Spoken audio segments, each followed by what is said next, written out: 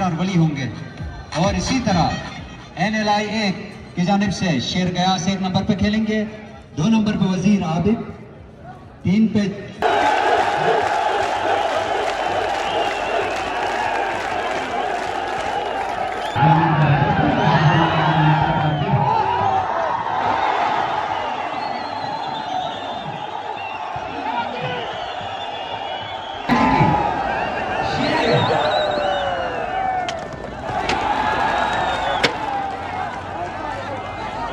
Kaman.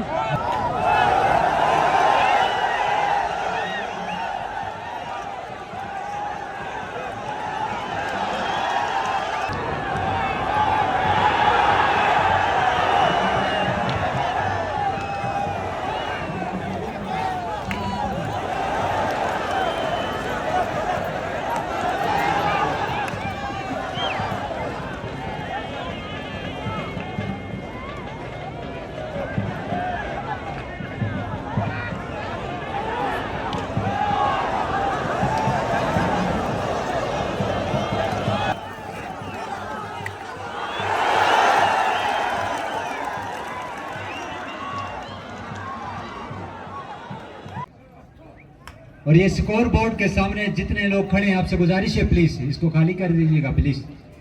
Chitral Escorts 1 और NLI 0। Match का पहला हाफ जारी है और ये से गोल, पहला गोल 1 NLI 1।